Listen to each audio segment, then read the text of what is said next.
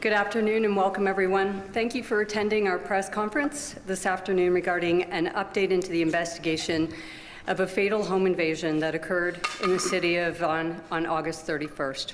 This afternoon we have two speakers. First up will be Chief Jim McSween, and he will be followed by Inspector Paolo Fiore of our homicide unit. Following the formal part of the press conference, we will open it up to Q&As at the microphone here. For now, I will turn it over to the Chief. Thank you.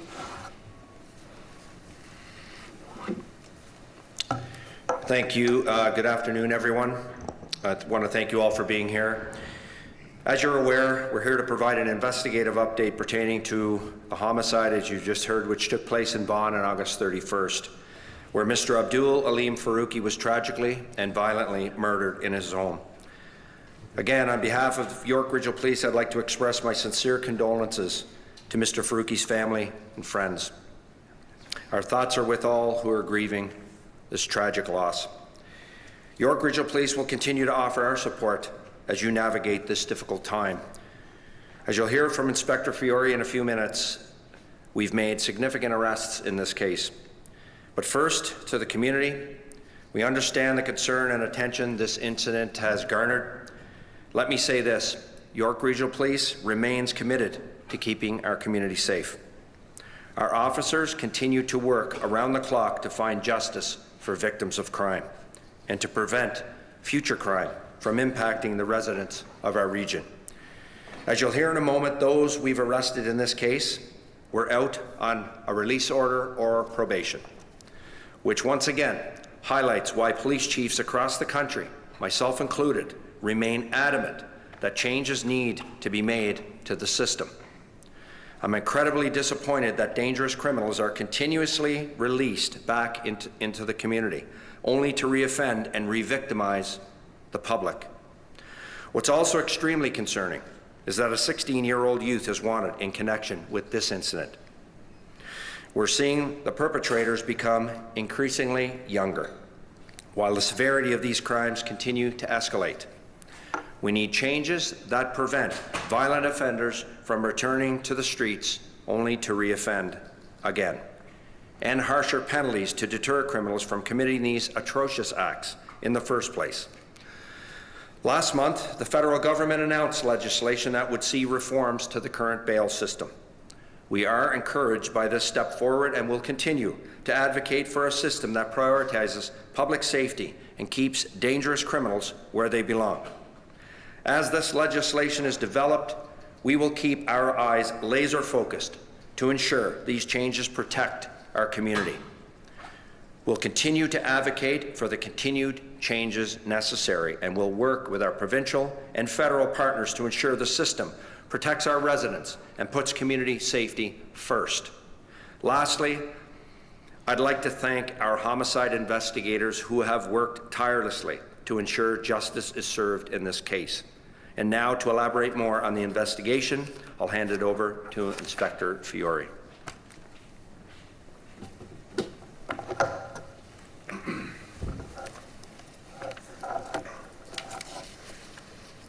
Thank you, Chief, and good afternoon. Since the morning of the murder on August 31st, our officers have persisted and worked diligently, gathering and following the evidence obtained through interviewing witnesses, forensic examinations, extensive canvasses, and video review and analysis. They followed up on every lead in what quickly became a very challenging investigation. This investigation relied on the determination and dedication of our investigators. Their ability to piece together information, connecting vehicles, locations, individuals, and timelines was instrumental in understanding the events leading up to and following the murder. Through their commitment and professionalism, investigators have identified a group of individuals who are now alleged to be responsible for this tragic act. On August 31st, the suspects arrived in a stolen Honda CR-V in the area of Andretta Drive in Barron Street in the city of Vaughan. The vehicle had been stolen just days before in the city of Toronto. When they arrived at the residence, the suspects forced entry, with one suspect carrying a firearm. During the home invasion, Mr. Farooqi was fatally shot. The suspects left the home and fled the area. On the morning of November the 10th, search warrants were executed at 3 residences in the city of Toronto and Mississauga. The following individual has been arrested in connection with the murder of Mr. Farooqi: Mohammed Amir Wiam Abumaid, 26 years old, from the city of Mississauga. He is charged with first-degree murder, robbery with a firearm, break-and-enter, possession of property obtained by crime over $5,000, and breach of probation. At the time of the homicide, Mr. Abumaid was out on 4 separate forms of release. We have also received judicial authorization under the Youth Criminal Justice Act to reveal the identity of 16-year-old Jay Sean Williams from the city of Toronto. An arrest warrant has been issued. He is wanted for first-degree murder, robbery with a firearm, break-and-enter, and possession of property obtained by crime over $5,000. The court order has been authorized for a period of 5 days and will expire on Friday, November the 14th. If anyone knows the whereabouts of Jay Sean Williams, please contact our investigators. Jay Sean, we will find you. It's time to contact a lawyer and turn yourself in. Vaughan McNairin,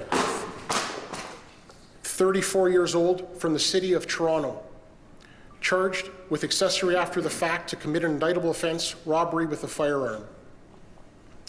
Through the investigation, 3 individual suspects have been identified operating the stolen vehicle. They have been arrested and charged. Chosen Phillip, 25 years old, from the city of Toronto, charged possession of property obtained by crime over $5,000. At the time of the offense, Mr. Phillip was out on 2 separate forms of release. A young person who cannot be named under the Youth Criminal Justice Act was arrested and charged with possession of property obtained by crime over $5,000. The young person was 16 years old at the time of the offense.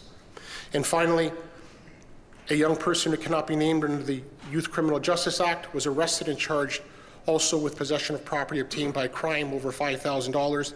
The young person was 16 years old at the time of the offense. Our homicide investigators, with the assistance of members from our criminal investigation bureaus, never stopped working. Their persistence, dedication, and unwavering commitment will continue. This type of investigation requires significant time, expertise, and collaboration across multiple investigative units.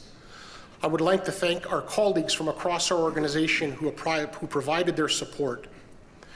When a violent offense of this nature occurs, our community safety partners work together with a unified purpose to ensure that those responsible are identified and held accountable.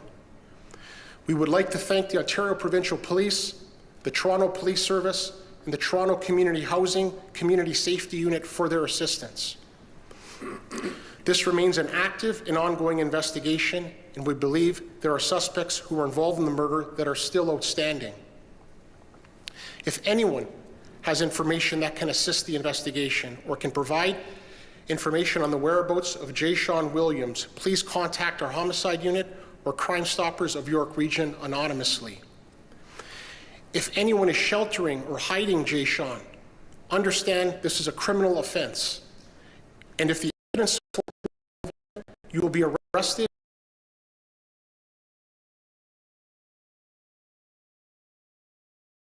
Everyone involved is held accountable. Due to the ongoing active investigation and charges before the court, I'm limited on what I can speak to or questions I can answer. Thank you.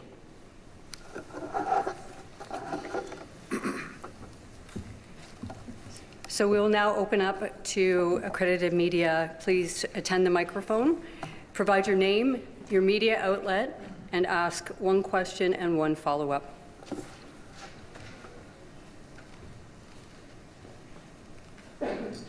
Yeah, Erica Natividad, City News. There was an investigation into another attempted home invasion that happened just 1 kilometer away. Is that connected?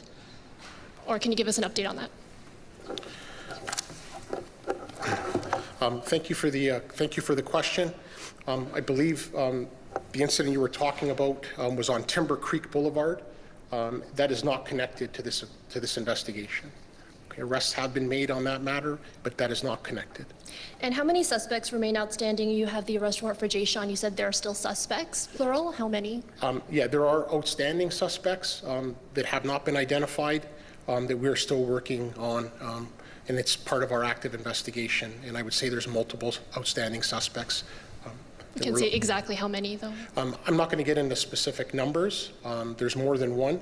I don't want to hold myself to a number, and there always could be more. As you uncover the evidence and you search for the truth, it's very unpredictable on how many are possibly involved in some shape or form. Hi, Dale Manukduk, CBC Toronto for Inspector Fiore. Where is the investigation say that Jay Sean Williams was last? Is he still in the GTA? Where do you believe he is? We believe he's still in the GTA. His whereabouts are unknown, and therefore we went forward with the arrest warrant and the publication order through the YCGA. Between Jay Sean Williams and the 26-year-old from Mississauga, who are both going to be charged with first-degree murder, there was one firearm. Between the two, who fired the gun? That's not a question that I'm going to be able to answer at this time. This is an active, ongoing investigation, and that's the type of information that comes through the court process. Hi, Sean O'Shea, reporter at Global News in Toronto. Peripheral to the question that Dale just asked, the family members at the time said that the victim was killed in the presence of family members, but police did not address that back in September. Could either of you address whether that is in fact the case, according to the investigation, please? Like I said back in September the 3rd, when I was asked this question, the family members were present in the home. I'm not going to get into the details, who witnessed what. Obviously, it's a very tragic situation, and we need things to play out in the courtroom as to who saw what, and I'm not going to be speaking to that at this time, respectfully. And then thank you. And the follow-up, perhaps, to the chief is with regard to the outstanding, the suspect who was arrested. He was out on, you said, 4 separate, whatever the term you used, 4 different cases. Speak to that a little bit more, please. Were these serious crimes? I'll let the inspector speak to it. He has the details on that.